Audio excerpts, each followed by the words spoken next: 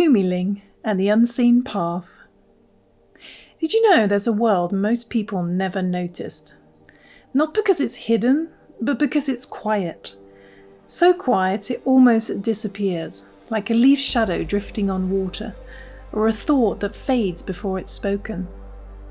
This world is called Quantum. And in Quantum, small beings exist. They're not loud and they're not big. They're more like feelings you can't quite name at first. Small, sudden sparks that appear inside you, good or bad. These beings are called Quantoms, and each one is unique. Every Quantum has a tiny pocket on their belly, and sometimes they place little notes inside, such as worries, fears, or questions that are too heavy to say out loud. But the Quantoms don't solve these problems with spells or magic.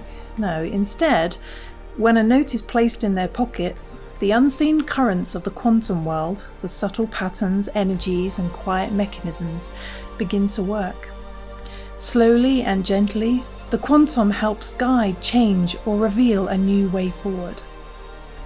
One of these Quantoms is Lumiling. One spring afternoon, as the sun began to dip below the horizon, Lumiling was playing in a beautiful field beside a forest. The meadow was alive with spring flowers, the soft chatter of birds and drifting butterflies. Lumiling loved watching the tiny creatures, often getting lost in their own little world for hours at a time. You see, Lumiling is a shy Quantum, someone who feels most at home in quiet moments, perhaps more than they should. And today was no different. The golden evening light made everything sparkle as if the world itself was magical. Lumiling spotted a large blue and purple butterfly and, unable to resist, began to follow it toward the nearby forest.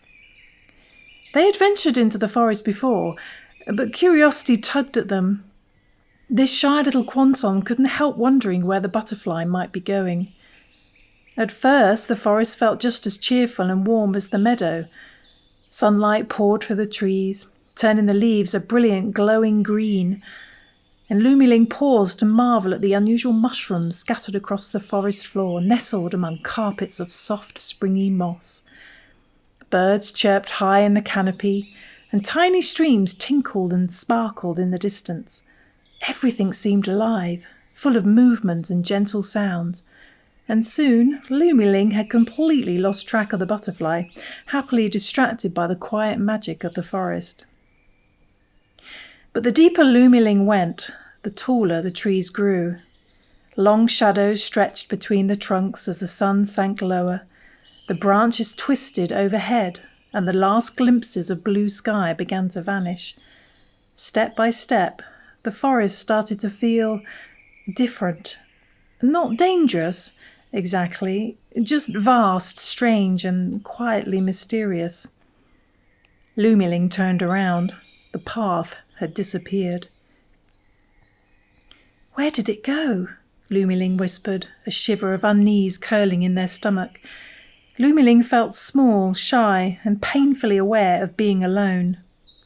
That familiar, twisty, nervous feeling crept in again as they realised their wandering and their distractions had once again carried them far into a place they didn't recognise. Unsure of the way back, confused and disorientated, Lumiling wandered deeper into the forest. The trees grew taller and the shadows stretched longer, casting patterns on the mossy ground that seemed almost like doorways to another world. A soft wind stirred the leaves, carrying a hollow, echoing sound throughout the forest. Lumiling stopped beside a towering tree, its knobbly bark rough and uneven, something that, to an ant, would feel like an enormous chasm, and sank down at its base. Lumiling pulled their knees up, and with their back pressed against the scratchy bark, began to feel small, uncomfortable, and completely alone. Scared, Lumiling whispered to themselves, "I wish I'd paid more attention." Lumiling's shoulders trembled as tears ran down their face. A cold shiver ran through them from the damp, chilly air of the forest. The birds had long since fallen silent, replaced by strange, unfamiliar calls, like creatures that seemed almost like monsters. Lumiling's imagination began to spin wild stories. Eerie screeches and haunting cries echoed through the forest, bouncing off the trees and making every shadow feel alive and dangerous. "Hush!"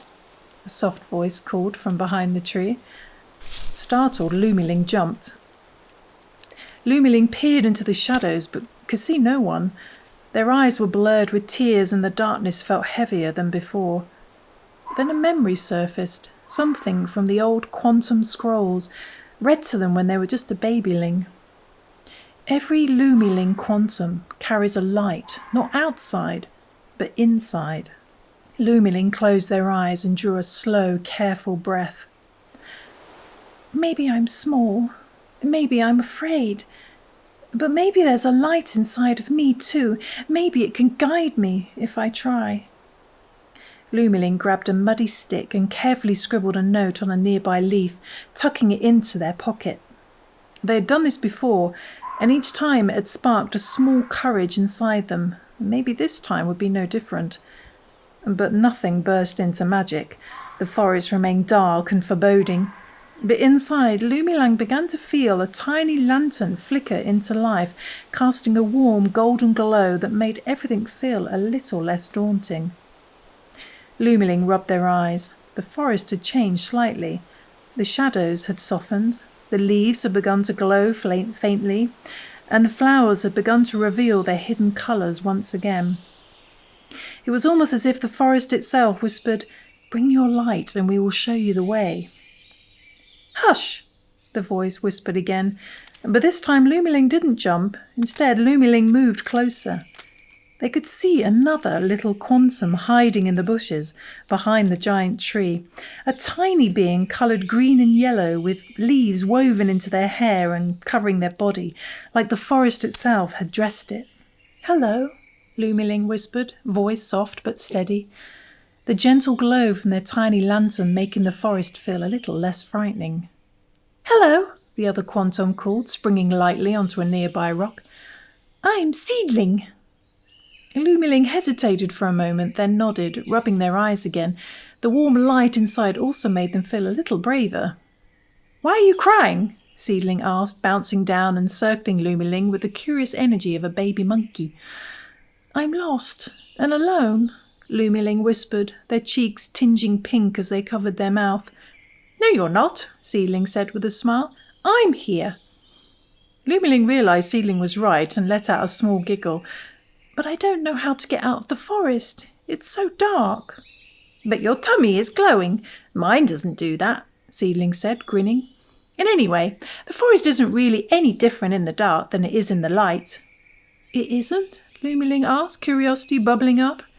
"No, it's not like the flowers disappear or the trees grow taller in the dark," Seedling giggled.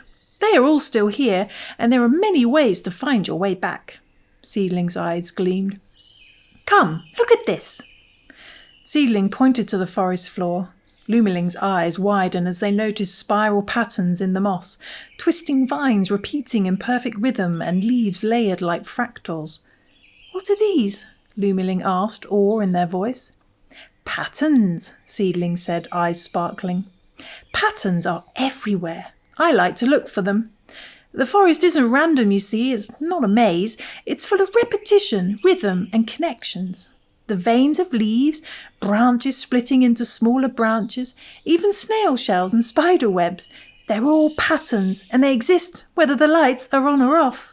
Patterns help me understand the world."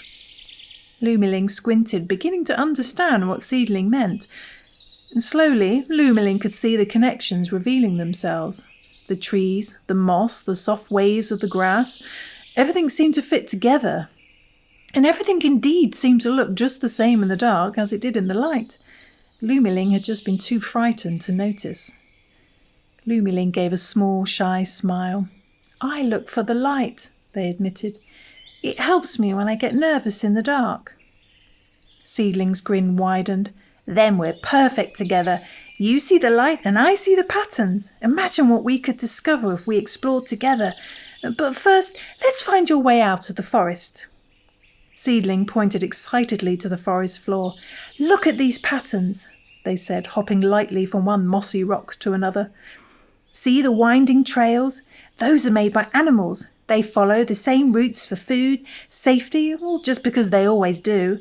Sometimes, if you're lucky, they can lead you out of the forest. Seedling crouched by a tiny stream, letting the water trickle through their fingers. See how it flows downhill, almost following its own path. Streams are like nature's map. If we follow one, it can lead us to a river, a lake, maybe even the edge of the forest. Usually, that's more reliable than the animal trails. So, we should follow the stream, Lumiling whispered, curiosity brightening their voice. Yes, and we'll use your light. It will be fun, Seedling grinned. Together, the two Quantoms moved forward. Shadows shifted with each step, branches tangled overhead, and strange echoing sounds drifted through the forest, but Lumiling felt a warm comfort from the gentle glow inside them and the lively enthusiasm of Seedling by their side. Soon a tangle of roots sprawled across their path. Lumiling froze. How do we get through? They whispered. Seedling crouched to inspect the roots. Look for the patterns, they said. See how they split and curve in the same way over and over? If we follow that rhythm, we can climb over safely. Step by step, Lumiling followed the rhythm of the roots, letting their inner light steady their footing. Each time doubt crept in, a small glow in Lumiling's chest pulsed brighter. Along the way, they even discovered tiny wonders.